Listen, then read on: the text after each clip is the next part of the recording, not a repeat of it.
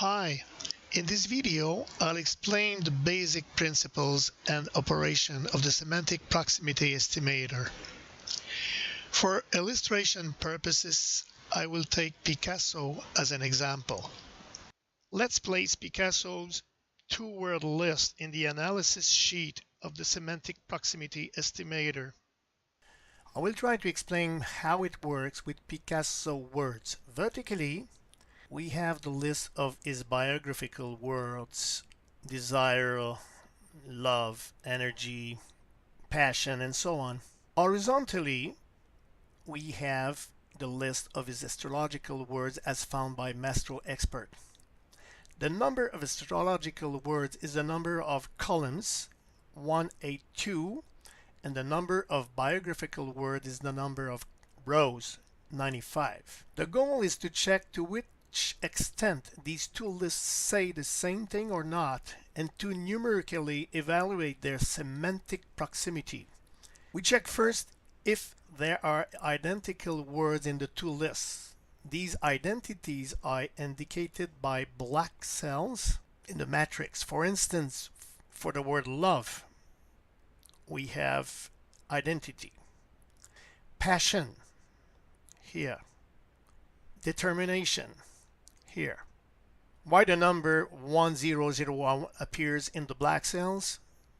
To clearly distinguish this type of correspondence identity from other types of correspondence that will be seen in a few minutes. In fact, two things must be measured: the proportion of astrological words that generate hits when compared to biographical words, and the proportion of biographical words that receive hits generated from astrological words. The method for assigning a final numerical score to the total of all these identities comes from a reflection about the two types of errors in statistics, type 1 and 2.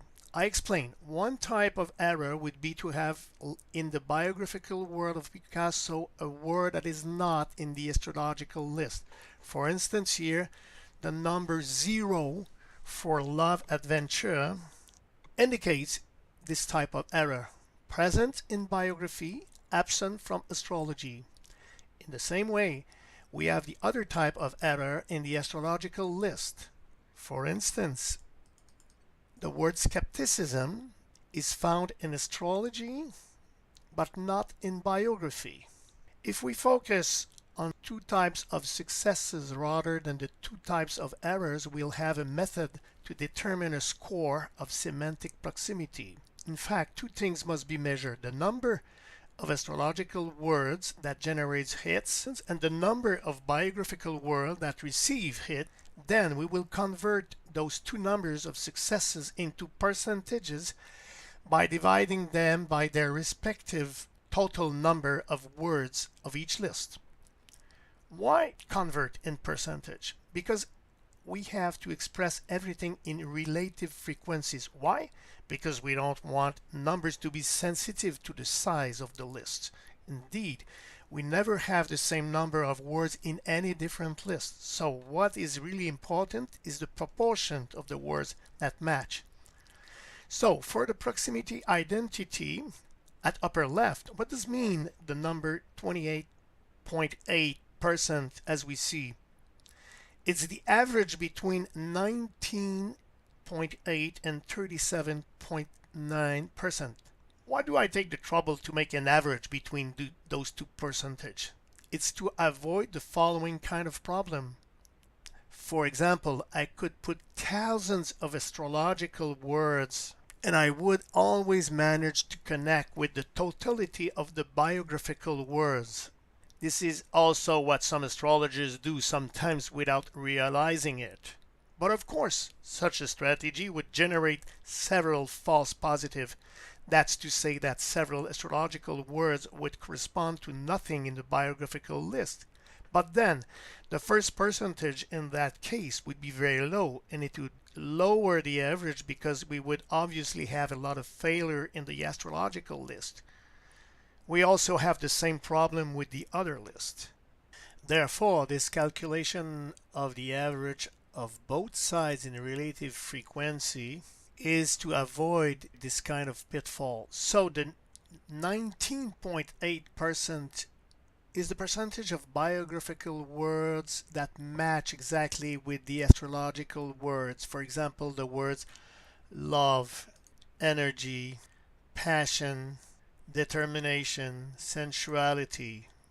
The second number, 37.9, is the percentage of astrological words that match exactly with biographical words. Already with this proximity identity of 28.8, one has a good measure of correspondence between the two lists.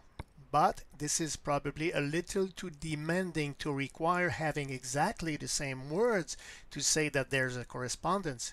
For example, in Picasso's biography, we see that he was greedy, and we do not that exact word in his astrological list. We see it right away because the number beside greed is not in the thousands. But what does the number 11 mean next to the word greed? This means that the word greed connects analogically 11 times with astrological words.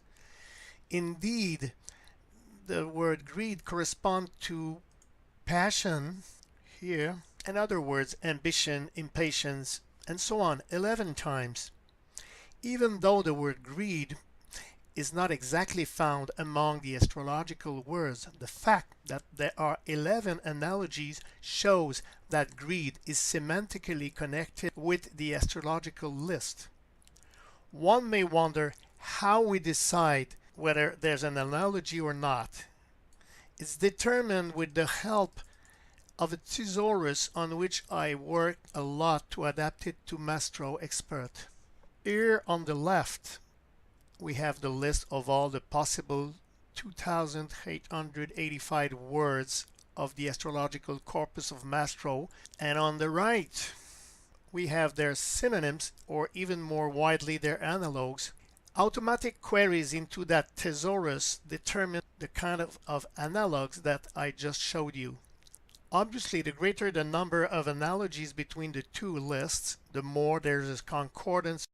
We see here on the top left analogy 1, analogy 2, and analogy 3. To count in analogy 1, we consider that we have one hit if we have at least one analogy including an identity. A single analog to have a hit is not very demanding. For example, the word drawing in the biography of Picasso connects with the word painting in the astrological world. Sometimes this one analogy link is tenuous, like mystery, which connect with romanticism, a weak connection. So it's quite easy to obtain one analogy, and it's a reason why the score in percentage of analogy 1 is very high, with a value of 87.9, which is the average of 86 and 89. What does a proximity analogy 2 means? That means that to get a hit, we must have at least two analogy, which is a bit more demanding than analogy 1. For example, biographical wealth connect with astrological generosity, and it also connect with excess. If we now ask for 3 analogies, the semantic proximity link will be even stronger. For example, polemic connects 3 times, and so it will be part of the 65.4 average here. It connects with astrological conflict, it connects with quarrel, and it connects with discussion. We understand that if conflict, quarrel, and discussion are among the astrological descriptors, we have implicitly found with astrology that Picasso was a polemicist. So even if we don't have exactly the same word, we have the meaning. In the case of Picasso, I know that the biography and astrology connection is very good. It's one of the best. How do I know it's so good? Simply by comparison between the astro words of Picasso and the biographies of several other subjects. It is through comparison in practice that we can calibrate this tool. I hope that you enjoyed this presentation, and above all, I hope that it can be useful and inspiring you for your own research. Thank you.